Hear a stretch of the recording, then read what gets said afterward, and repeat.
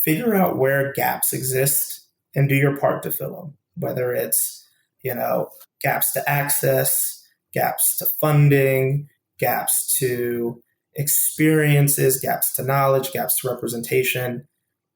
Figure out your one small piece. And if every traveler does something small, it's going to aggregate into something large, and it's going to aggregate into change at the end of the day.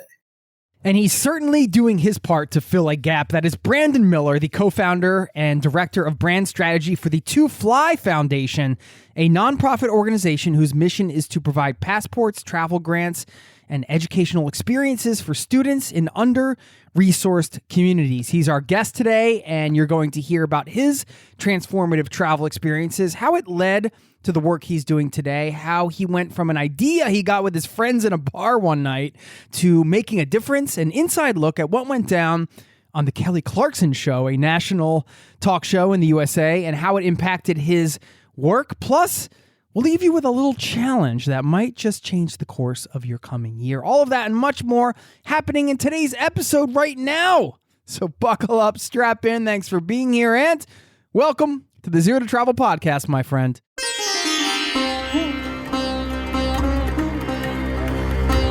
You're listening to the Zero to Travel podcast, where we explore exciting travel-based work, lifestyle, and business opportunities, helping you to achieve your wildest travel dreams.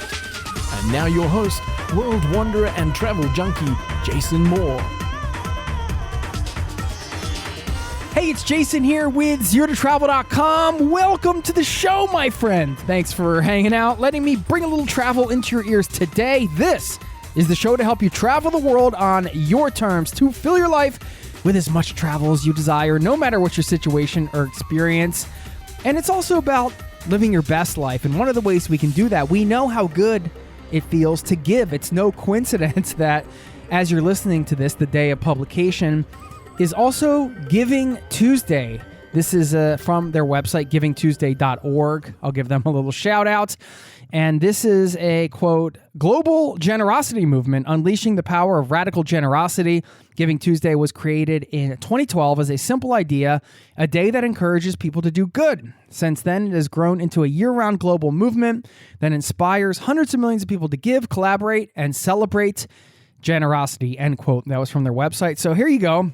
This typically takes place the Tuesday after Thanksgiving in the USA, and Black Friday, which we all know is a very heavily focused day on consumerism, which I'll have some thoughts on at the end of this episode. Anyway, I want to put this out during Giving Tuesday to encourage you, of course, to listen to this story of one organization. Brandon Miller comes on to share his experience creating the To Fly Foundation, which ties in with helping to fill those gaps he mentioned at the top of the show in travel inclusion and equity.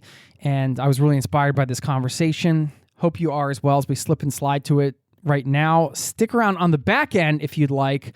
I'm going to leave you with that challenge and give you some practical advice around that. And you might be surprised to hear that the phrase, the American dream, didn't always mean what it means now. And maybe we should go back to what it meant before. So I'll share a bit about that. And one last reminder, zerototravel.com/newsletter. If you want to get the newsletter, it's free off the podcast. You can sign up to keep in touch over there. You'll get all the latest episodes, plus some musings, pictures of me in a clown outfit. That one went out the other week. You never know what you're going to get. So sign up over there to be a part of the online community. Now, here's the conversation I had with the inspiring Brandon Miller. I'll see you on the other side, my friend. Thanks for listening. Cheers.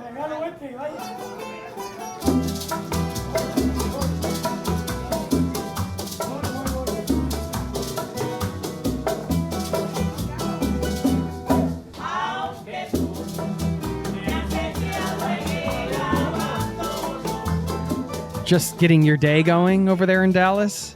I'm just getting my day going. I got my coffee. So yeah, we're just not getting started. That's an important ingredient. Cheers. Are you typically like an early morning person, or more or less? I try to get my day started pretty early. My days are are pretty full, balancing all of the things. So I try and get up early so I have a couple of hours for myself before we get the day started. What do you usually do during that time? It's usually like get up, walk the dog. I try and get a workout in the morning. All that kind of stuff just to get myself going before the day starts. Yeah, cool. Well, I should formally say, Brandon Miller, welcome to the Zero to Travel podcast, my friend. Thanks for being here, man. Thanks for reaching out. I got the email from you, and you kind of shared all the stuff you were doing, and I'm like, wow, this is incredible work. So I think it's very important to just have like a bigger conversation around this, but also dive into some of the specifics of what you guys do at Two Fly Foundation, which, by the way, I should just lead off. I'm no Tyler Perry. I'll get into that story in a minute, but I did donate $100 to this organization before this podcast. So after hearing the story, I'm hoping at the end, if there are any listeners out there inspired, maybe we can bring you some donations. So I love it. I saw the donation come through this morning. I said, man, my guy Jason is on it. We definitely appreciate it. We're grateful for the donation. It's going to a great cause. It'll go a long way for sure. Let's start there and just give people an overview of what it is and what you do. Then I have some personal questions, and we can kind of loop back to some of the stuff around that, if that's cool. Perfect. I love it. So again, excited to be on the podcast, excited to talk about all things travel, and especially, the Two Fly Foundation, which is an organization that I co-founded 7 years ago. So we actually just had our 7th organizational birthday, I guess. The mission of our organization is to provide passports, travel grants, and educational experiences for students in underrepresented communities. And our vision is really to create a world where every student has the opportunity to travel. We see so often that some communities and some students, don't know about the opportunities to travel, whether that's study abroad, volunteering abroad. And then many don't have the financial means to be able to do so. So we want to create kind of equity in that travel space. And then we also want to create inclusion in the space too, and highlight other Black and brown folks and folks from underrepresented communities that are traveling, that are leading travel groups, whose lives have been changed by travel, to help inspire that next generation to be able to do so and to want to do so as well. What was your first transformative travel experience, would you say? So there's kind of like there's like one bucket experience and then one transformational experience. I'll talk about both of them briefly. So one of the reasons that I wanted to start this organization is because I was privileged enough as a kid to be able to travel, or fortunate enough, privileged enough, both of those, I guess, as a kid to be able to travel. And I remember, traveling with my family at a young age, my brother and my parents, like on our spring breaks, and we're able to go to like Cancun and Playa del Carmen, and just like being able to do that at a young age really exposed me to the world is bigger than the state that you grew up in or the city that you grew up in. But in hindsight, I also realized that I was one of the few, Black kids like at these resorts and at these places that we were traveling to. And at the time, I didn't realize that, or I didn't, come to that realization. But as I grew up and grew older, it was kind of an epiphany. So that would be like the first thing. And the second thing where I really fell in love with international travel was when I studied abroad in college. So I went to school at Georgia Tech in Atlanta, and Georgia Tech actually has a campus in Lorraine, France. So I was able to study abroad in France for 12 weeks, travel, to all of the countries in Europe. I shouldn't say all of them, but plenty of countries in Europe. And that was like my first time traveling, like without my parents and like having to figure things out on my own.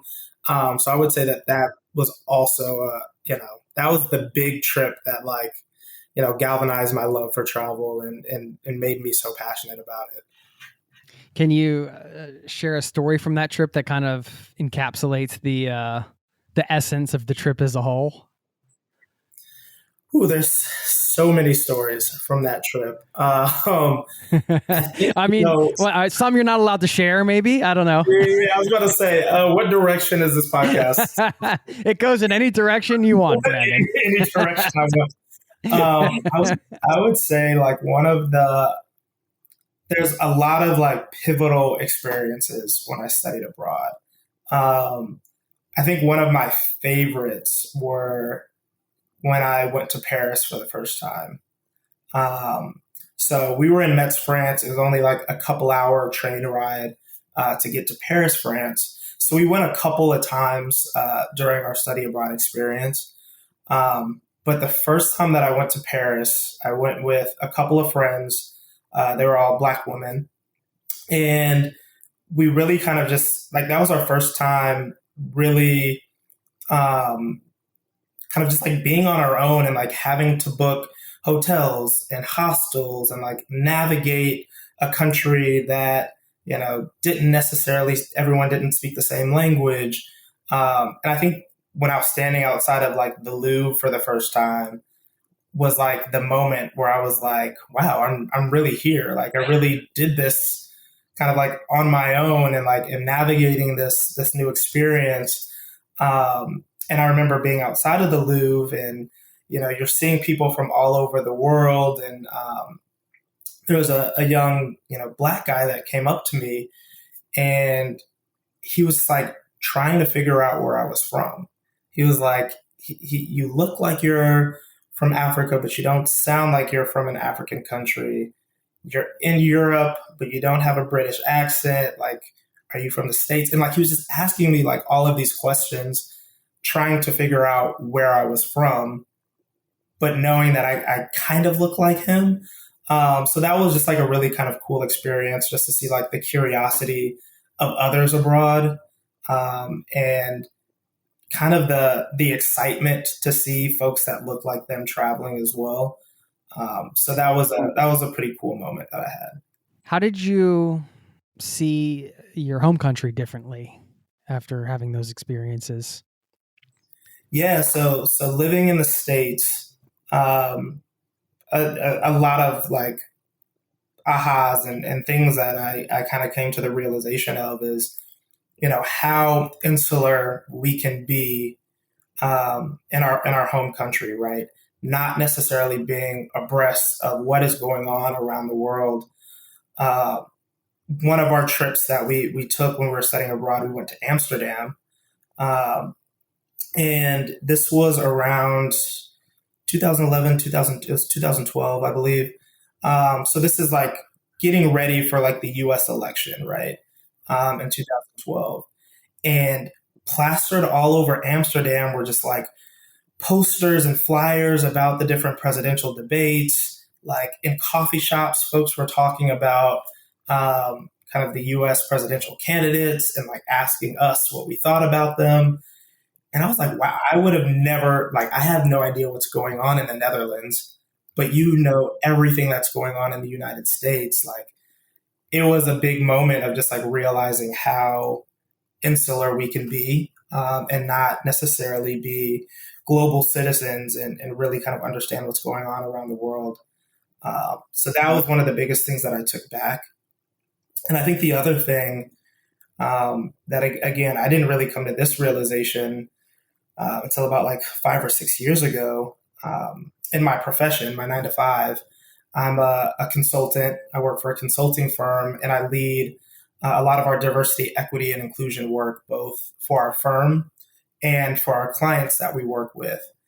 And I was giving a presentation or a training on cultural intelligence in the workplace, right? How do we increase our cultural intelligence? How are we more multicultural as an organization? And so many of the anecdotes and the stories that I was leveraging was about my time abroad.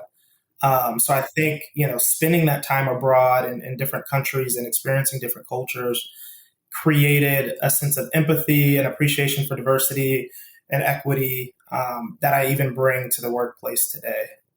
It never ceases to amaze me how knowledge, wisdom, whatever you want to call it, all the above gained from travel can still, years later, like trips that you took years ago or whatever, just still somehow bubble up to the surface, things from it. Well, this kind of gets into what I want to talk about. You mentioned in your email, we could delve into the challenges faced by under-resourced communities.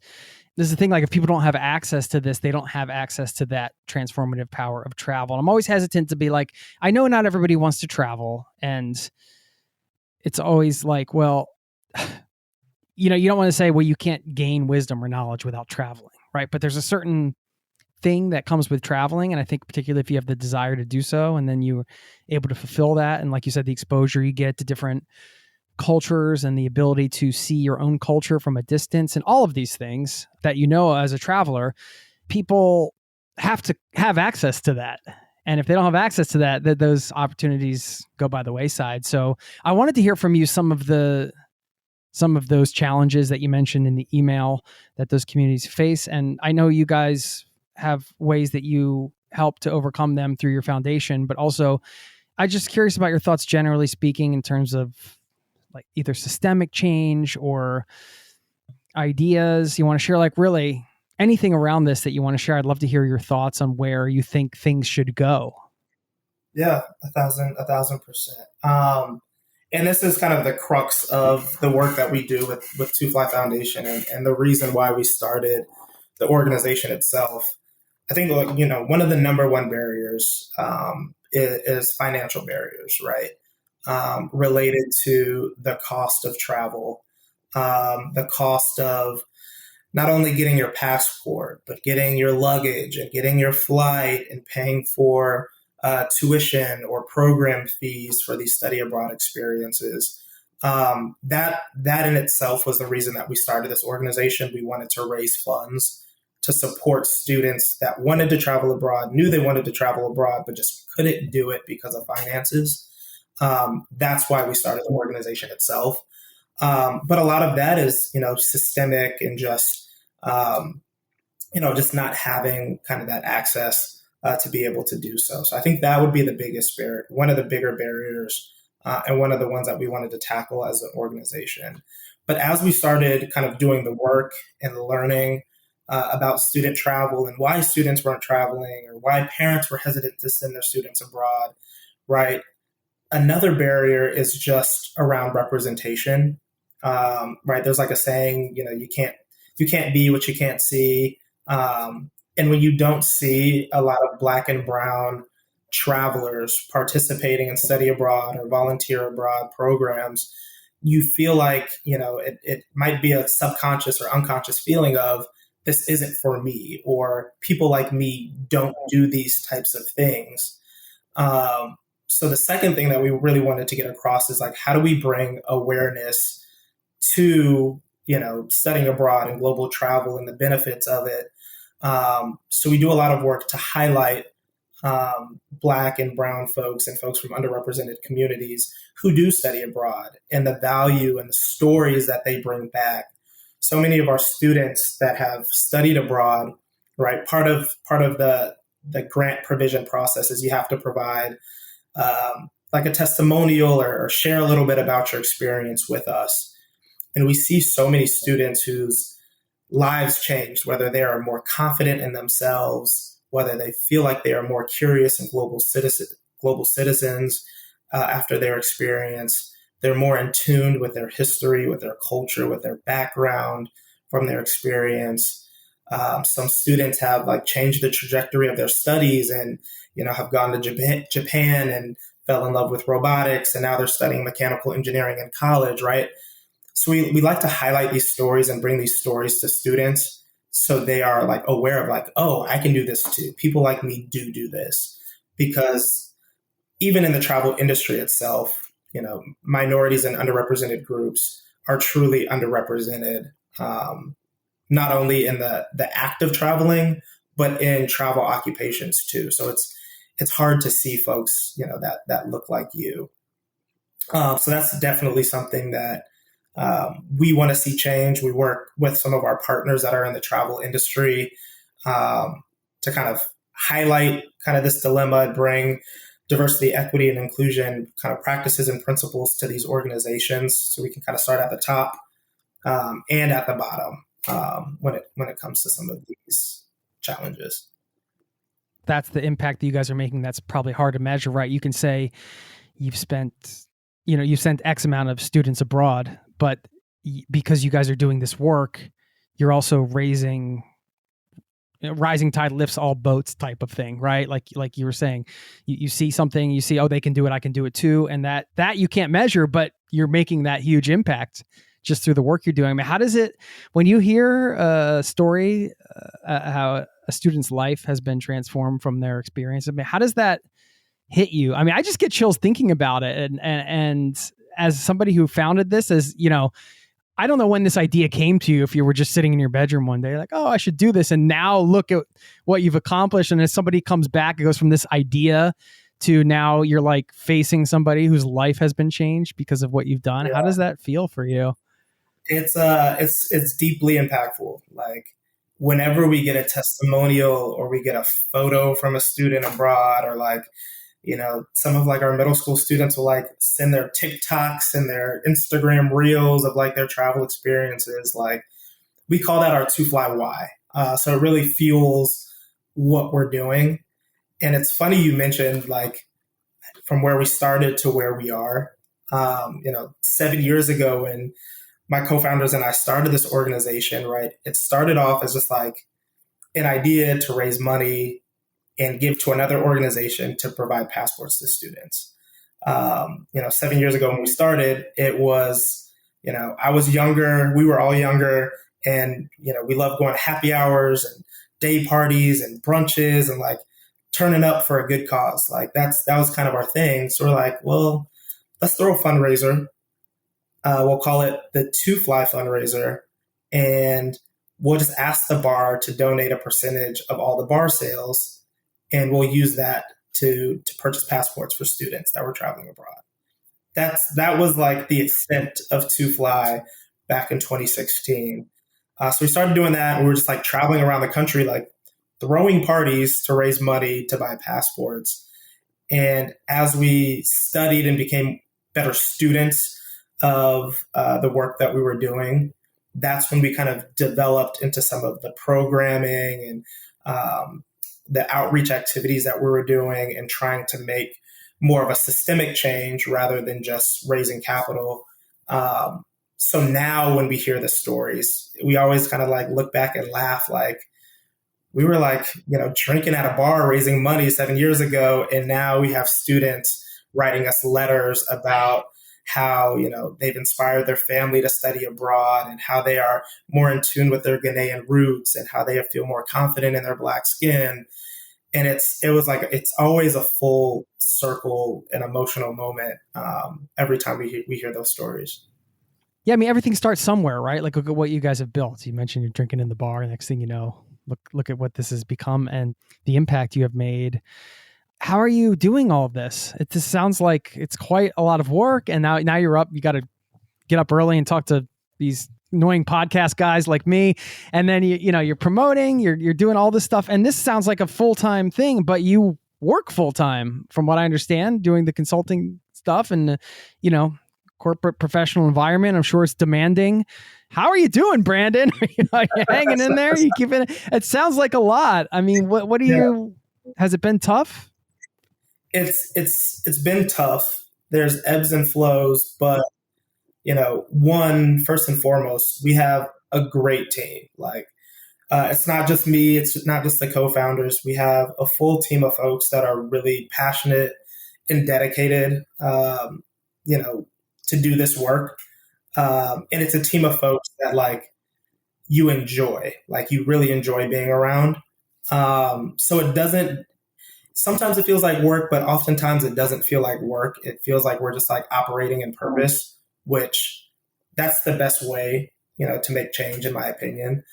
And the full team, right? Our full team, everyone is like, they're doing this as volunteer staff. So we don't have any full-time employees. So we're truly operating off of passion and purpose, which has been great. but yeah, and I think the other thing too is the team has so many diverse professions, right? I'm in consulting. My co-founder Bola is in law and just finished law school. We have folks on the team that are in nonprofit development. We have engineers. So it's like as we think about our skill sets and our connections and what we're doing in our full-time jobs, we're able to kind of pour that into Two Fly as well, which has also been like a tremendous help. So I would summarize it in like the whole is greater than the sum of its parts, and like everyone on the team is really helpful. We have a ton of community support. So although days are long, they're enjoyable. Tell us about the whole Kelly Clarkson Show experience, because I watched the YouTube clip because I had to see it. I had to see like how everything went down, and I referenced it in the beginning. We should hear it from you, because that must have been sort of surreal and kind of, yeah. If those that don't know, she has a popular day, I guess, is a daytime talk show in America, nationwide, right? I believe. And so it's a pretty big audience, and you got to go on the show, and some really cool things happened. So I just wondered if you could share the story from your perspective. Yeah, so it was that was kind of one of the biggest highlights of kind of the work that we did. It felt like a not a bookmark, but like, in a book where like you completely change directions, or you go to a part two. Like that was kind of the inflection point for a lot of the work that we did. And I think we got on the show kind of by happenstance. The way that I understood the beginning was Kelly Clarkson, who's from Texas, was looking for Texas leaders or change makers to highlight on her show. And the show's based in LA, so they were doing some work trying to find some change makers in Texas.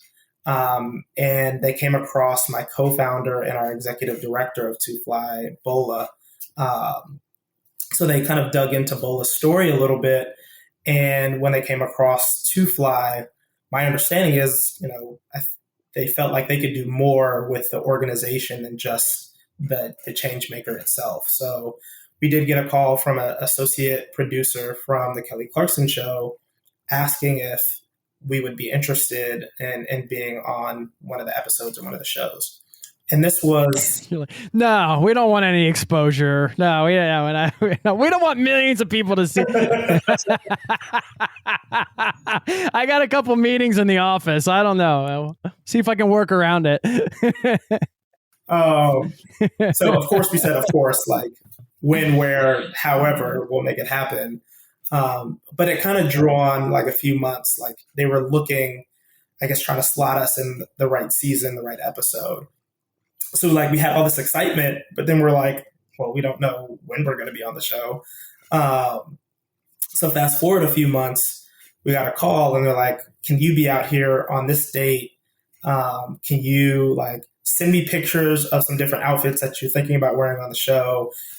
Can you get testimonials from students? Can you sign these like press releases? It was like they needed everything yesterday. Like, oh my God, like it's like a whirlwind. And again, like we all have 9 to 5. So we're like trying to figure out how to do this while working. And it was a lot of excitement.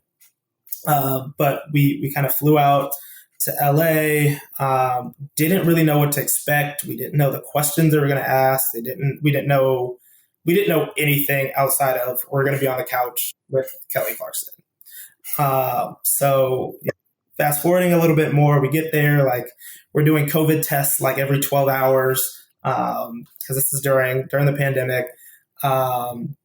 Get to the studio and kind of like, I remember walking by and I see like Tyler Perry's nameplate on one of the dressing rooms. So I was like, oh, okay, Tyler Perry's going to be here. He's on the episode.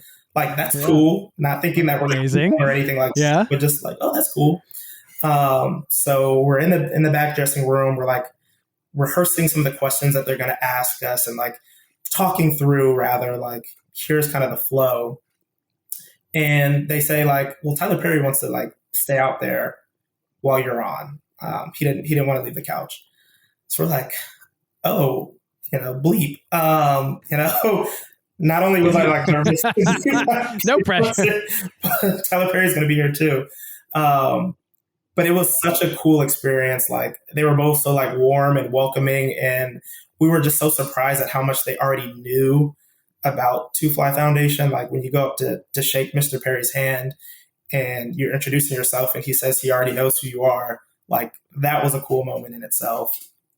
But the show was great. We definitely got emotional a few moments on the show, not only just telling our Two Fly story and talking about our Two Fly why, like I'm doing with you, but they created like this montage video of some of the students that we sent abroad, many of which like we hadn't heard from in a long time, just kind of talking about their gratitude for the organization, their experiences abroad. So that was a pivotal moment. We were fortunate enough to have HEB give us a $50,000 grant, which we weren't expecting, on the show on behalf of Kelly Clarkson. And then Tyler Perry, being Tyler Perry, decided to match that live. So it was just like surprise after surprise, but it was a cool experience. Definitely an inflection point in our growth as an organization, and really impactful at the end of the day. Yeah, thanks for sharing that. Yeah, watching the clip, we'll link to it in the show notes if anybody wants to see it. I mean, you guys looked totally calm and cool, and you didn't seem nervous at all. It sounded like you guys were just on point with your messaging and everything. But I'm sure, yeah, the video and then getting like $100,000 windfall basically into your foundation, that. Yeah, it was that's a lot. I'm sure you guys went out and celebrated that night. Oh, we definitely did. There was a lot of laughter, tears, hugs, calling everybody on our team like you won't believe what just happened. And I'm glad we didn't look nervous, because we were 100% nervous. So I'm glad it didn't look that way. But I think the other thing too is just like when you are really passionate about what you do and like we know what we do in and out, we were able to kind of like have that conversation confidently. But I was sweating. I wore black so you couldn't see the sweat, because I was definitely up there sweating. As I mentioned at the top, I said I was no Tyler Perry because, got a small donation as a thanks for just coming on. But I did that because I want to encourage other people listening that may be inspired by your story and your words and your mission to, take a moment and check it out at twoflyfoundation.org. And if you're able to and have the means to donate, I guess that would be the call to action here, right, Brandon? Yeah, absolutely. Every donation, like no matter the size, goes a long way, and it goes directly to a student that has a desire to travel abroad, whether it's volunteering or studying abroad. And if you go to our website, like you'll see the stats, you'll see our story, you'll see the mission, and you'll be able to donate. But outside of donation, just continuing to just like amplify not only our organization and the work that we're doing is incredibly important and impactful, but just kind of amplifying the need for travel equity and travel inclusion, especially for our students. That's why we do what we do. So any work that you can do in the space, if you are in the space, continue to look through an inclusive and equitable lens, try and fill gaps, create opportunities, create bridges. That's kind of the heart of what we do. Any advice or tips you want to share for just like, an individual traveler that wants to create more travel inclusion and equity, as you mentioned? Yeah, 1,000%. I think one of the biggest things that like travelers can do is highlight their stories, like tell their stories to diverse audiences. So we often kind of like travel and have these amazing experiences, and we'll tell our close friends, we'll tell our partners, we'll tell our families. But there's a swath of folks that need to kind of hear your stories and the impact and the value of travel. So anytime that you can kind of give back and share your experiences with students or community groups or organizations and just really talk about it. That's one way to bring awareness. Be curious when you're traveling. I've fallen into the habit where, I've traveled and I can be very insular and just like stay at a resort and stay with, the folks that are at the resort with me. But be curious, learn about the cultures that you're going to when you're going to different destinations, learn about their history, learn about that country's needs, learn, whatever you can, just like really be curious. That in itself has helped me look at the world through a more equitable and inclusive lens, which I alluded to before. Simply, traveling to Cuba and talking to Cubans about what they're going through and their history and what life is like, or going to Kenya and having those conversations, or going to Croatia and having those conversations. Now, when I come back to work, I'm thinking through like life and experiencing life with a broader perspective and understanding, there's different stories and different plights that people are going through. And I can be more empathetic to some of these lifestyles. And always, what I tell people at work, tell people at travel, is just figure out where gaps exist and do your part to fill them, whether it's, gaps to access, gaps to funding, gaps to experiences, gaps to knowledge, gaps to representation. Figure out your one small piece. And if every traveler does something small, it's going to aggregate into something large, and it's going to aggregate into change at the end of the day. I'm a visual thinker, I guess. I love the idea of just thinking about this gap and matching your everybody has their sphere of influence or their skill set, and, that gap will be unique to everybody, but it's like a great example. It's a great way of thinking, I guess. Maybe that'll be one of the challenges coming out of this episode, I like to throw out there sometimes, is like, where can you identify a small gap and can you fill it, in the next 3 months in some way? Maybe it'll start with drinks at a bar like Brandon's did. You never know. Pretty smart, so you never know. Yeah. Never know. But I mean, I love that though. I just brought that up because it's like, I think the perception can be when you get into something, well, like, it has to be perfectly done when you first get going. I have to like nail it. I have to have all my ducks in a row or whatever. And it can just be kind of, let's do this thing and see what happens, see what comes out of this as a step one. Like if you guys hadn't done that just initial fundraiser for the passports thing, that thing led to the next thing, and to what you guys are now. What is one of the big life lessons, let's call it, that you've learned personally from your experience running the foundation, being around this mission? It would have to be just like, one of the things that we've learned recently as an organization, and it was kind of my aha, is stay close to those that you're serving, right? And intimately know those that you're serving. And this is not like some grandiose big aha, but we often, as you grow an organization, as you grow an idea, as you grow whatever it might be, and you get some traction behind it, you feel like you know what's best, right, for the organization. You feel like you know the ins and outs, like you've been there since the beginning, and you start to design programs or campaigns or whatever it might be that you think is best. And you have to consistently remind yourself that you're not your end consumer. So you have to stay close to those that you're serving. And we now do more work learning directly from students. Like, why don't you travel? Why, have you learned, like, have you seen people like you travel before? What do you want to get from travel? Where do you want to go? And like, the more that we understand our students that we're trying to support, the better we'll be, not only as an organization, but the better advocates we can be for them, to our partners and to our community.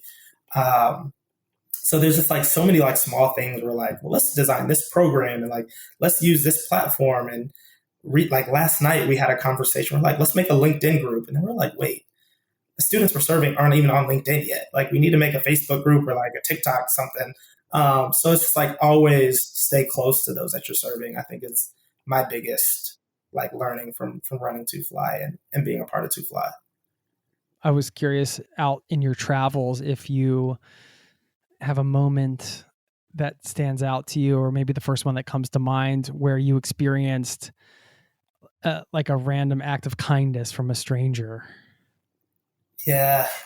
I'm going to chalk this up to being a random act of kindness. I don't know if it was me getting hustled by a stranger, but it seemed kind, so I'm going to go with it.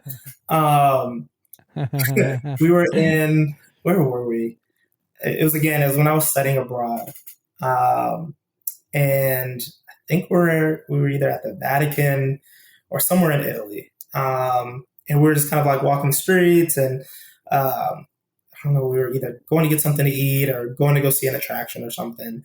And, I remember being stopped by someone who was like selling bracelets. And like they had like their whole stand out. They were like weaving bracelets in real time and selling them. And we're just like, oh no, we've already bought all the souvenirs we can buy.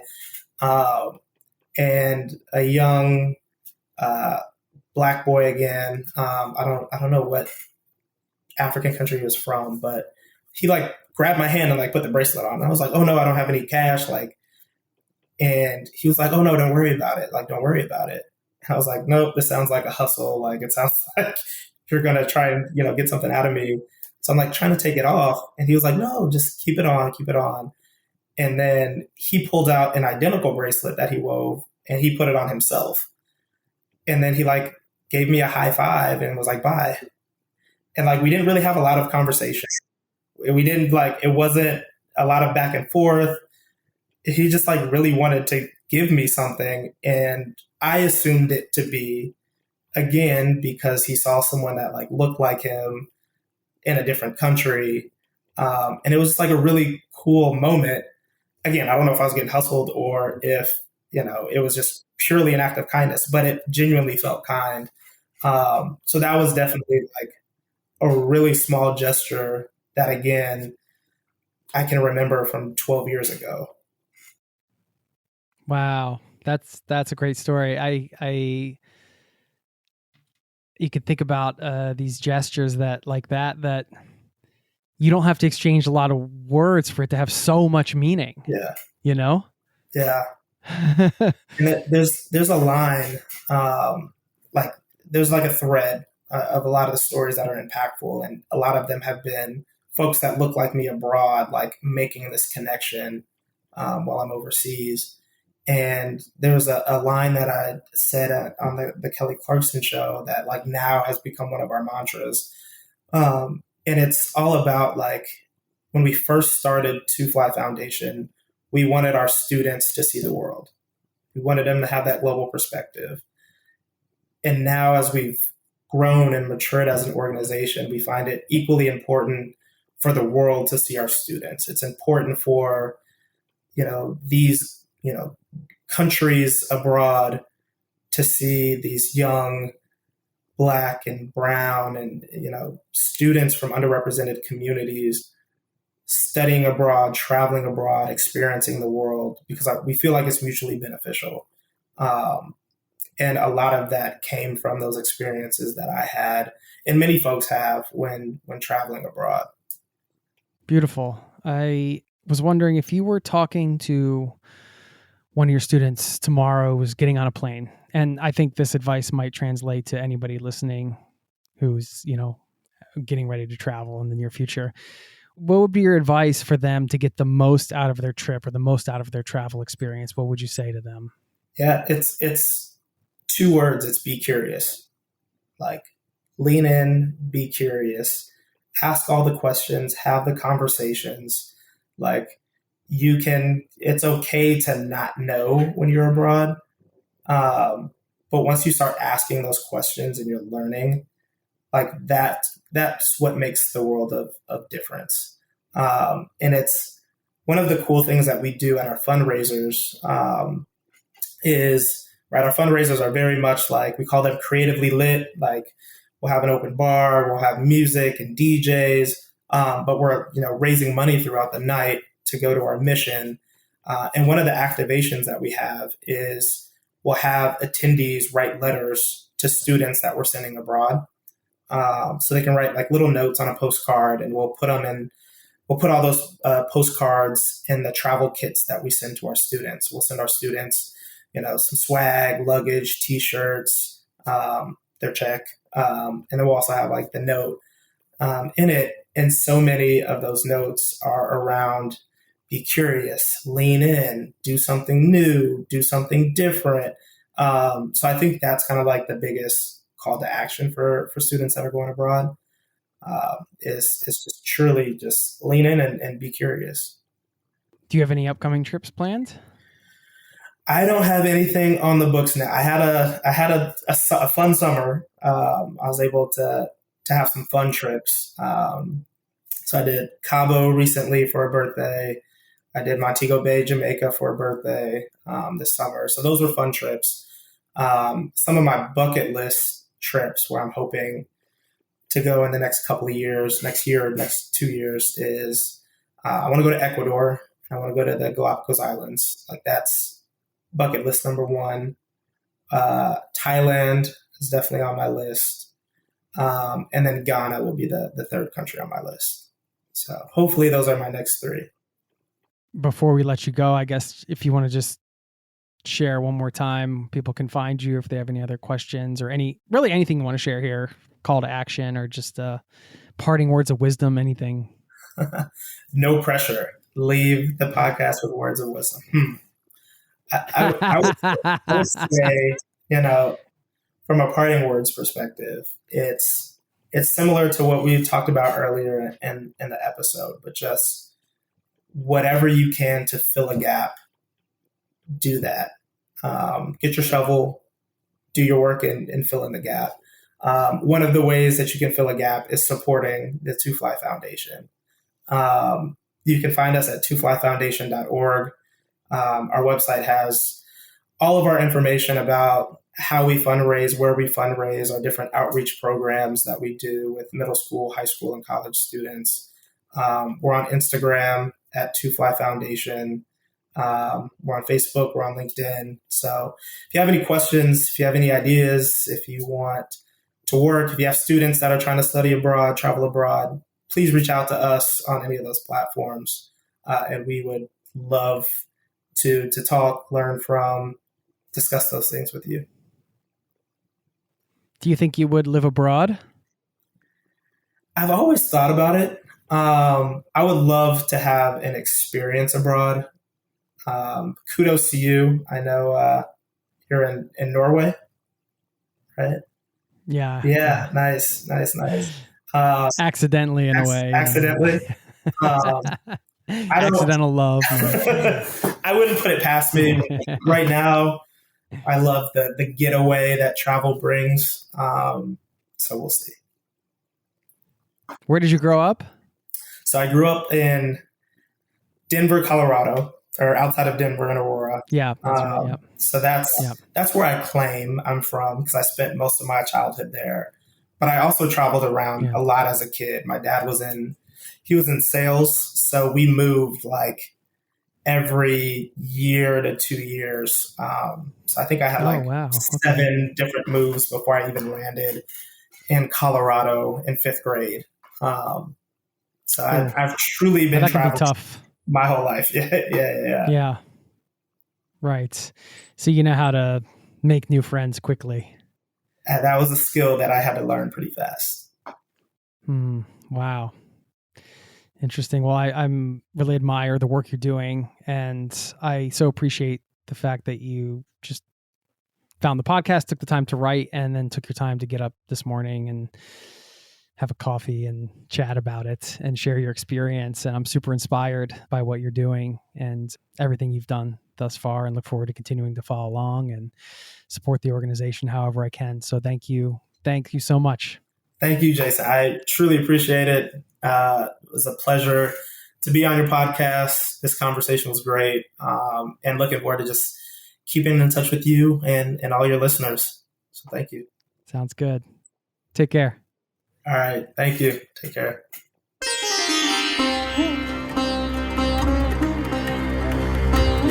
There you go. That was my conversation with Brandon Miller. Of course, check him out, twoflyfoundation.org. And it is Giving Tuesday at the time of this publication. So if you're in the spirit to give, go ahead and do that. And if not, there's other ways you can give, which we're going to talk about in a second. I love how this foundation just started so casually as an idea with friends. And then it really takes action to bring something to life, of course. And that is what the challenge is about today that I mentioned at the top. You heard it, the quote at the top of the show, very top, where Brandon talked about filling that little gap. We can all do that. And you heard it during the interview, and I'm bringing it up again because I think it's such a great way to kind of look at this. And, you know, not all of us are going to start nonprofit organizations and do all these things, but there are things that we can do, as I mentioned, in our little sphere of influence. And maybe that's the challenge today, or it is the challenge, I should say, not maybe, to do that. I'm going to try to tie all of this up with a bow by sharing another little snippet from the Giving Tuesday website, where they talked about Giving Tuesday, and they say, quote, "It's a simple idea, whether it's making somebody smile, helping a neighbor or stranger out, showing up for an issue or people we care about, or giving some of what we have to those who need our help. Every act of generosity counts, and everyone has something to contribute toward building the better world we all want to live in," end quote. Couldn't say it any better than that. It's perfect. And it's not always about money, right? Maybe you find a gap and fill it another way. And that was the actionable advice I wanted to tie in. If you're inspired by this show, if you're inspired to figure out some plans or some ways you can give back next year. I know I'm thinking about these same things. And as I always say on the show, when I bring these things up, they're challenges for me too. I'm thinking about, okay, how do I want to make an impact next year? What are some of the things I can do? If it's money stuff, what can I afford to do? If it's other things, what do I have time in my life to do? What are some of those gaps that I have the ability to fill in perhaps a unique way? And just something to think about, right? Something that may shape the course of next year. If you're making plans, I think it's a nice way to approach our planning for the year as we go into the new year. It's often something we do as we're planning out some of the big things we want to do in the coming year. So maybe we make part of that a giving strategy. I don't know. I'm riffing here, but I like the idea, and I'm certainly going to do that here as I set my intentions for the coming year. You know, let me close this out with this idea of the American dream, which has come to mean whatever country you're from. I think people interpret it as attaining a certain level of wealth and certain material possessions, let's say. That's kind of what it has turned into, I should say. I never knew that it meant something else before I found this attribution to a quote in an Investopedia.com article. That's just a website on investing. I was doing some Googling around consumerism and psychology and things like that. And I came across this, which was attributed to Maria Ivanova from a paper she wrote called Consumerism and the Crisis, Wither the American Dream, ?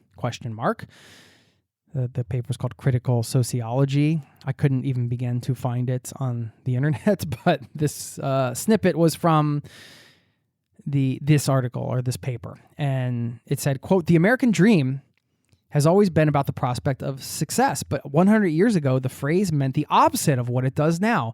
The original, quote, American dream was not a dream of individual wealth and consumerism. It was a dream of social equality, justice, and democracy for the nation, first used widely in the 1916 elections. The phrase was repurposed by each generation until the Cold War, when it became an argument for a consumer capitalist version of democracy. Our ideas about the American dream froze in the 1950s. Today, it can often mean consumerism," end quote. And I didn't know that there was another meaning to that phrase, the American dream, and that was first widely used in the 1916 elections. Always fun to find a little historical fact like that. And things can get twisted up over time. But it's always good to revisit things and perhaps just say, hey, maybe we should get back to the original meaning there. That's all I'm saying. I learned a lot about consumerism from traveling with everything I own and carrying only that with me. I realized it gave me an opportunity to step outside of a consumer-driven society and see it for what it is. And I really needed that, to step outside of that and live that way in order to see it in a different light. And, individuals, we're bombarded with a lot. We have systems that market products and services to us constantly. I don't know what to do about it, but I do know that it's Giving Tuesday, so I thought I would just bring some of this to our attention, give you some food for thought, and leave you with a quote from Winston Churchill, who said, "We make a living by what we get. We make a life by what we give." Thanks for listening, and I'll see you next time. Peace and love to you and yours. Cheers. This podcast has been brought to you by ZeroToTravel.com. Ideas and advice to make your travel dreams a reality.